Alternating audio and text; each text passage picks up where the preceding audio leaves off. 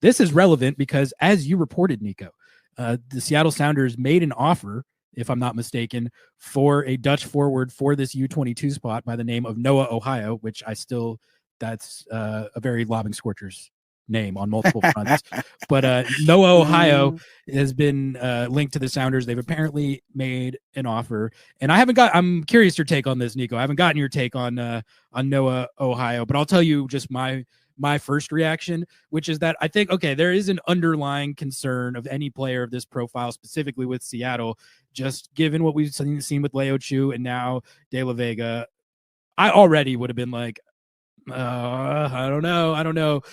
But I'll be honest. I'll just be honest. Like, well, what my first reaction was, and I think I said this last night as well, but Noah Ohio, when you look at his transfer mark, you look at his career, like all the clubs he's played for, the numbers he's put up, the appearances he has, and all that stuff.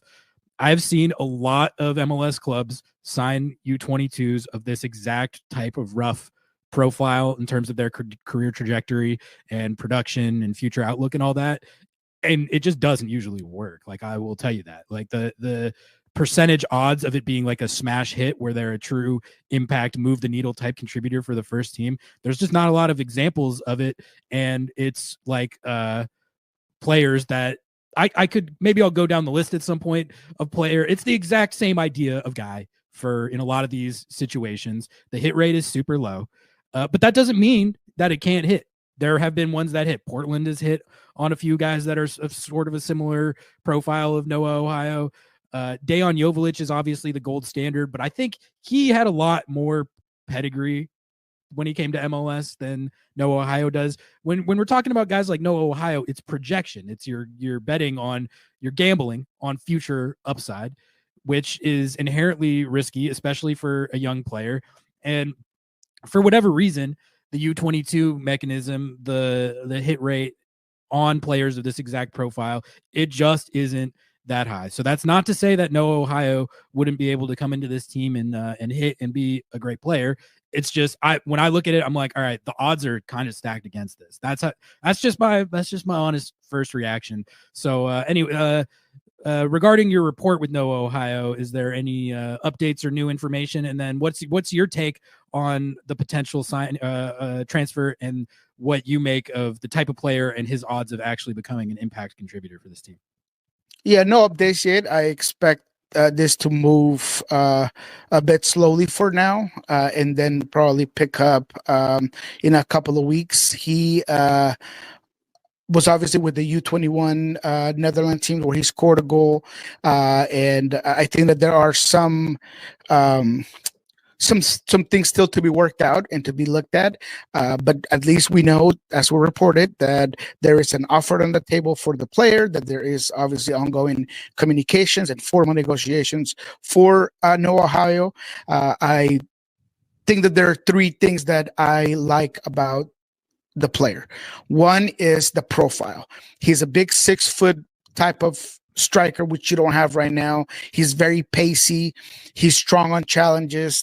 He is, by all accounts and what I've heard, a guy that could play as a target at 9, that, you know, he's good on the hold-up play, that he's a great finisher, that he's good on the air, although he doesn't have a lot of air goals necessarily statistically talking, but the underlying numbers just say that he's very good at just challenging at those spots. Number 2 is the age. We knew that the Sounders were going to go look for a guy that was, if not proven because of the budget complications, at least someone that has a lot of pro games. And I think that Ohio does, right? He's a guy that's going to be right at the cusp of the U22 initiative because of his age. And when you look at his trajectory, I feel like there's enough that you could say, okay, this guy's going to come in and he's going to perform. He's going to be a guy that has been there, done that. He's experienced beyond his age for a 22-year-old because of the European style of soccer. And finally, I think that when it comes to a guy that plays in Eredivisie, a league that's very quick, that's very direct, that's very physical as well. That I feel like if you compare some of the guys that have come from that league, have adapted quick into MLS play, I feel like it's a good way about it. But as there are good things, there are things that are concerning. The fact that he's bounced around so many organizations, it's concerning. The fact that he hasn't played over 1,400 minutes necessarily in one specific season is also something to look at. And of course, is what you mentioned, that that curb for a U22 player that even Joveljic had when he came into the league. Some say it's because of Chicharito Hernandez that was taking some of the minutes, but here's the same situation. Jordan's going to be the guy. And if not Jordan, then Misovsky's going to be the guy. So Noah Ohio is going to have to kind of fight for those minutes. And, how quickly can he perform under those limitations is still to be determined. When you talk about strikers or forwards at that level, I think of Brenner for Cincinnati. It took him a couple of years to get there. Jovel is the same thing. So all this to say that although I think Seattle went with the type of profile player that they don't have, that they needed, that's going to go with Craig Weibel has told us that he was not going to get a player that he didn't feel that was going to come in and contribute and that he didn't have in the clubhouse. He didn't want to just bring another guy that he could say, yeah, well, anybody else in this clubhouse could do it. I feel like Noah Ohio has a very specific style of play, a very specific profile, and that's a good thing. And I think that the Sounder fan base should be excited for a guy of this caliber, and we'll see where that what that final number is, right? We've heard of the $2 million range because of transfer market. I've heard that, it's going to be more than $3.5 million for the player. So we'll see where that lies. And there we can compare of what type of investment Seattle made for this player, because there will be an issue next year to figure out how to add him into the roster, because as I mentioned, he's at the end line of that U22 initiative, and you're going to have to find a spot for him if you do get him, if he does perform as we all hope that he does. What's your impression of where things stand as far as the likelihood that this deal actually gets done and Noah Ohio becomes a Seattle Sounder? I know you said the offer is down, but do you think it's sort of still 50-50 that it gets accepted and that it's up in the air type situation if they're actually going to get this transfer done? Or is your read on it like, no, this is probably in all likelihood happening, barring some sort of last minute changes or someone backing out or something like that? For all accounts, and as of this weekend, talking to a couple of sources, it sounds like they're confident, but as I mentioned, it's going to be slow and steady. Nobody's making any assumptions on it just yet, but I think the level of confidence is high. I don't like putting numbers on things necessarily, but I was asked yesterday in Spanish radio. I would say that, my confidence level is like at a 70%, that, okay, that things do get done, that hopefully that there is some pushback. I hear from fans of that club about, the amount of money that you're sending a player of this age into MLS, which, as we all know and love, gets treated like a lesser league. So it's like, why are you sending this prospect into a lesser league, and yada, yada, yada. So we'll see how that kind of goes about. And Jeremiah Oshan, of course, he just sent me a message that he will be a U22 player next year, so that won't be an issue. So that's all good and well, as if you do get this player, by the way. All right. Well, there you have it, folks. 70% likelihood. So it seems like there is a more than solid chance that Seattle do make this transfer for Noah Ohio. I'm going to keep an open mind. I hope people don't get it twisted. I'm not condemning him to bust status already.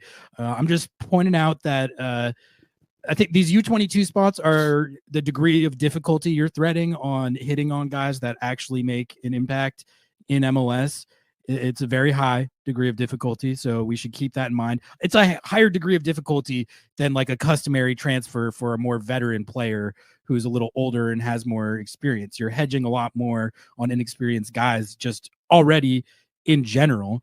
And then also, I have looked at the list of U22s that and gone over it of all the ones that every MLS club has signed, and there's a lot of swings and misses in there.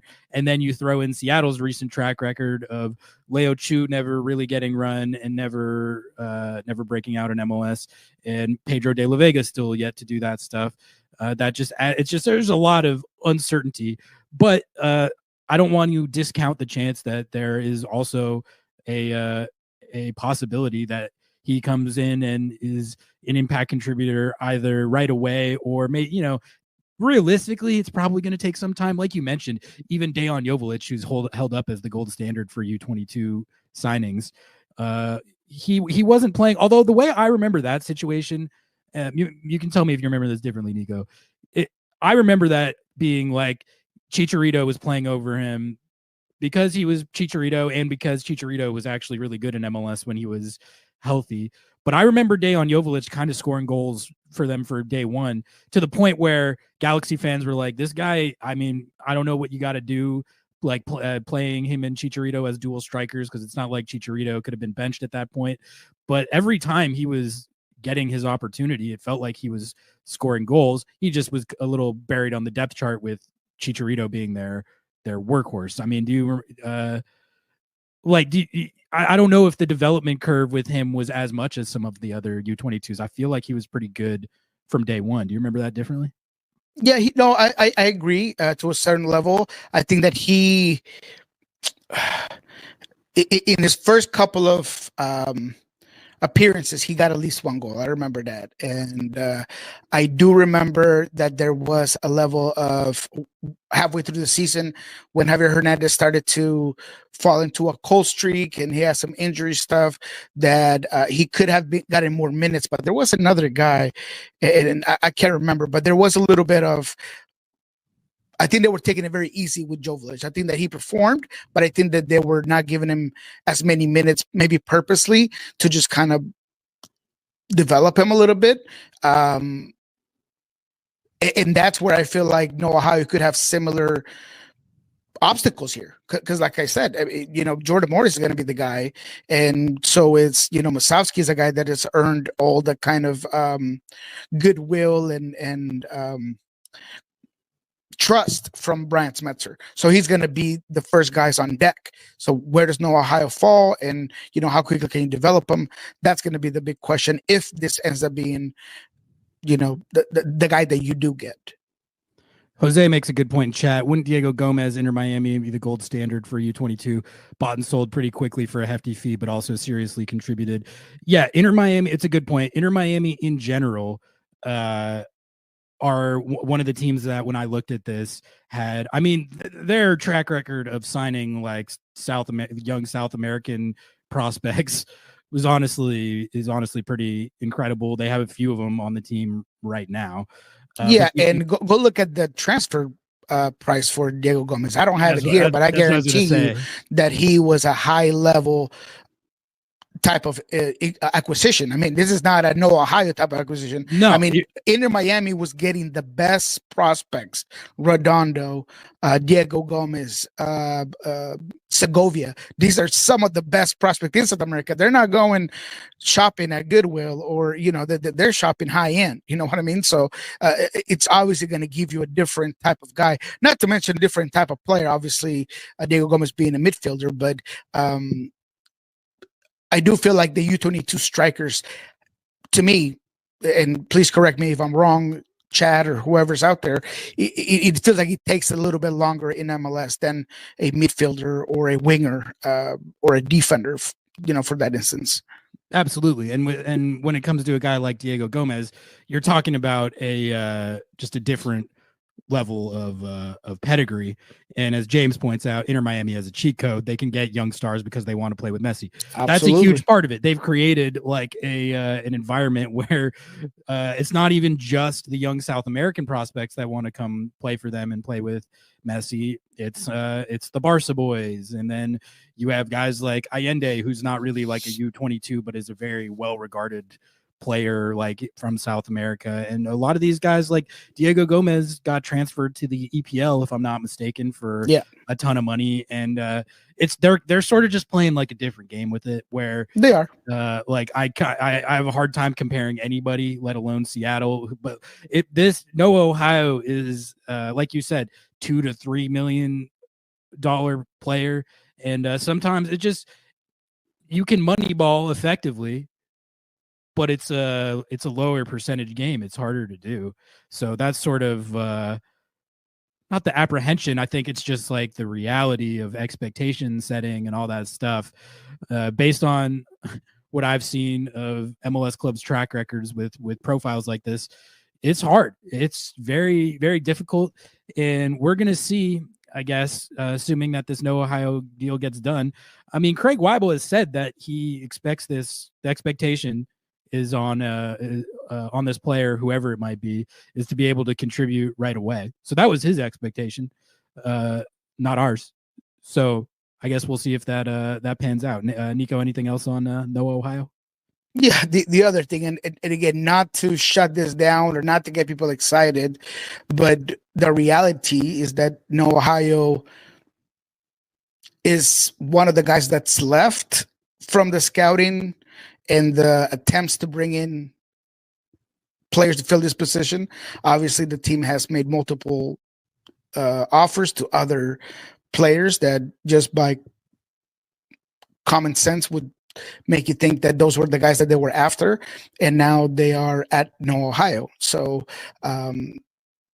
because of the budget situation, and because you're not Atlanta and you're not LAFC, and you can't just go out there and just buy the best of the best, I think that the scouting group is doing a great job at bringing in guys that have a specific profile that checks several boxes, if not all the boxes. And right now there are No Ohio. So it is a need for the Sounders.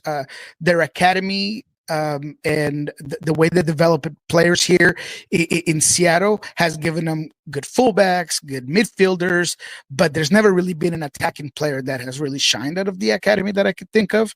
So this is something that you need to try to figure out, is how do you develop these players, this exact type of players, so that you do have that generational change once Jordan Morris is off, and once you figure out exactly what you're going to do with your wing play and all of those things that I think everybody wants to see from this team moving forward.